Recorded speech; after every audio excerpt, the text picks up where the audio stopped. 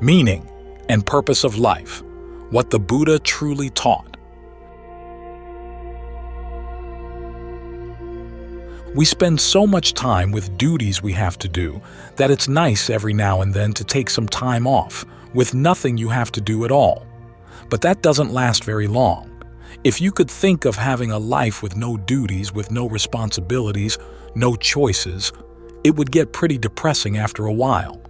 In fact, that's what depression is. Deciding that you have no role in shaping your life, that whatever you do is futile, so you might as well just give up. We are creatures of purpose, and the Buddha takes that seriously. He says there is a really good purpose for our actions, which is to find true happiness. We look for happiness in all kinds of ways, some relatively skillful, some not, and he points us to more and more skillful ways of looking for happiness.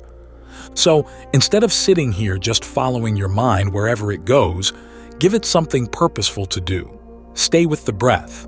Know when it's coming in, know when it's going out. Notice where you feel it in the body. When the Buddha explains the causes for suffering, he points out that there are two kinds of contact. There's the immediate contact of your consciousness inside your body, where you sense the warmth, the coolness, the energy, the solidity of the body. And then there's contact at the senses, the sense doors or the sense media, where you see forms, hear sounds, smell aromas, taste flavors, make tactile contact with things outside, or think about ideas. As he focuses our attention to meditate, he wants us to focus attention on that first kind of contact, our immediate sense of the body as we feel it, unmediated. The breath is the most obvious of the different elements, so focus there. It's the element you can most easily control. You can make it longer, shorter, faster, slower, deeper, more shallow. So instead of just sitting here allowing the breath to come in and out on its own, try to experiment to see what way of breathing would feel good. This is a good purpose to have. And notice what kind of perceptions help you with that purpose. First, there's the perception that this is a good thing to do. It's going to take you to a good place. Then there's the perception of what the breath is doing in the body. Ajahn Lee talks about the different breath channels in the body, starting, say, with the back of the neck. As you breathe in, think of the breath coming in at the back there, then going down through the spine, down the legs, out to the toes, out from the toes, into the air. You can focus on one side of the body first, then on the other side of the body, back and forth. Or you can do both sides at once. The same with the breath going down the back of the neck, through the shoulders and the arms, or the breath energy coming in and out through the eyes and the ears. You can think of the body as being a large sponge. The breath comes in and out from everywhere, all around. As you play with these perceptions, you're creating a state of becoming. You, the breather, inhabiting the whole body. You, the awareness, inhabiting the whole body. Now, we're told that we're trying to overcome our craving for becoming, but the Buddha always thought strategically. Someone showed me a video the other day where some Abhidhamma expert was talking about how people who try to get the mind to be concentrated are suffering from greed, which is an unskillful state. When the mind gets still and is not analyzing dhammas, it's suffering from delusion, which is another unskillful state.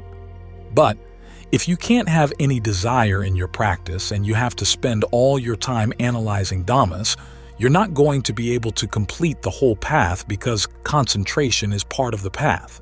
That person was saying, trying to get the mind into concentration is actually an unskillful activity. The Buddha never said that. It's a strategic part of the path. You develop concentration and develop your ability to enjoy it, because it's going to be your foundation for gaining genuine insight, not just imposing terminology on what you see. It's also going to give you practice in developing your powers of judgment as to which forms of happiness really are worth going for. Then you take it apart when it's done its work. It's like scaffolding that goes up when you build a building. You know the scaffolding is going to be impermanent. It's not going to be here forever. But that doesn't mean you do a shoddy job of making the scaffolding. You try to do a good job because, after all, you don't want to fall down from the scaffolding because it was strapped together haphazardly. So you work on the scaffolding, make it good, and then you work on the building, make that good. Then you can take the scaffolding down. So, work with the breath right now. Create this state of becoming because it functions in several ways that are going to be useful on the path.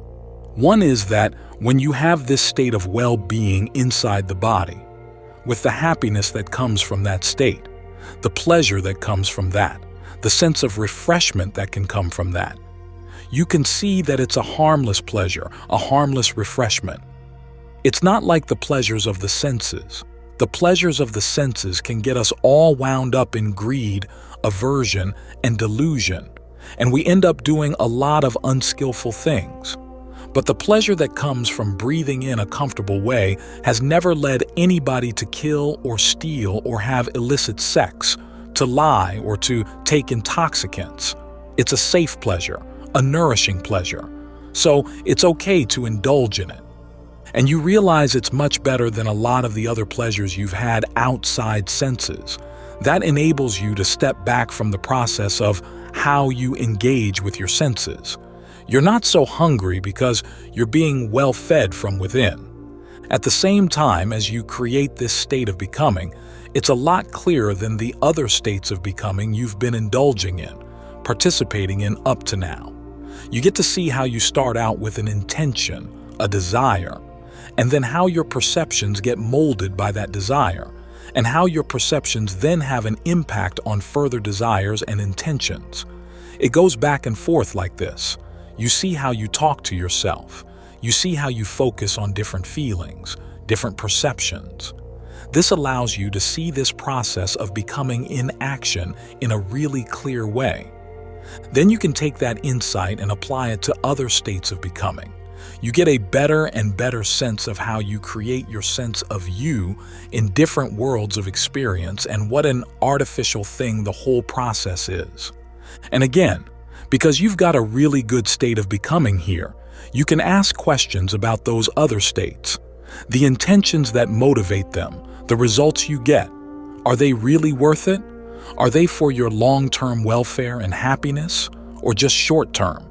This is where you start applying your wisdom and discernment for the purpose of finding a happiness that really is reliable, and you begin to appreciate more and more the path that the Buddha set out. It meets your purposes. All of us have as a purpose happiness, well-being. The Buddha is simply pointing out, not that that purpose is a bad thing or that we should give up on it. If we gave up on it, we'd be miserable. He's simply teaching us how to do it well. Given that we want happiness, you would think that everyone would pay a lot of attention to how they go about it. But it's amazing how little real thought goes into it for a lot of people. They just get a glimpse here and there of what somebody else is doing. It looks happy. It looks good. But often those are just appearances, and these perceptions can drive you. They have their meaning. They tell you that this means this and that means that. All too often they lie to you. It's not that they're lying, it's just that you misinterpret them. So the Buddha is giving you a new set of perceptions and a new way of going about the purpose for happiness. There are people who say that the lesson you learn from meditation is that you have no choices, you have no free will, everything is beyond your control. They present that as a happy thing, but the only people who would find that happy are those who are afraid of being held responsible for anything. If you had no choices, you'd be stuck in a machine, and the machine's going to grind you up. Or, as the Buddha would say, you're left unprotected. Your urges come up, and you have no way of saying no to them because they seem to be happening on their own. If you tell yourself you have no control, you're totally at their mercy. If you look at the suttas, the Buddha's teachings, you see that this is one particular type of wrong view that he was so serious about, that he saw as so detrimental, that he would actually go and argue with the people who taught it. He wasn't the argumentative type. He didn't pick fights for almost any reason. People would come and pick fights with him, But as he said, he wasn't out to argue with the world. But there were a couple of issues like this where he would seek people out. When they said that you had no choice, that everything you experience is the result of past actions, so just accept it. And he would say to them, "You're leaving people unprotected." Our protection comes from seeing that we do have choices in the states of becoming we create, the perceptions and thought fabrications by which we create them. It's because we have choices that we can change these things when they're detrimental. Then he points out that this process, which in so many ways can lead to suffering, can be turned to make a path to the end of suffering. That's a large part of his genius. We suffer because we're attached to form, feeling, perceptions, fabrications, and consciousness. But we can use those things to create the path, and we hold on as long as we need to. The Buddha makes a comparison with relay chariots. You take one chariot, you hold on, and it takes you a certain distance. Then you get into another one, and that takes you, and you get into another one. Finally, you arrive at your destination, and you don't have to ride around in chariots anymore. You let them go. So try to get really good at this type of becoming and the perceptions that help you to stay here and to see things more clearly inside, because this activity can serve the best purpose of all. Then the mind, which is a creature of purpose and meanings, will find true satisfaction in a happiness that doesn't die.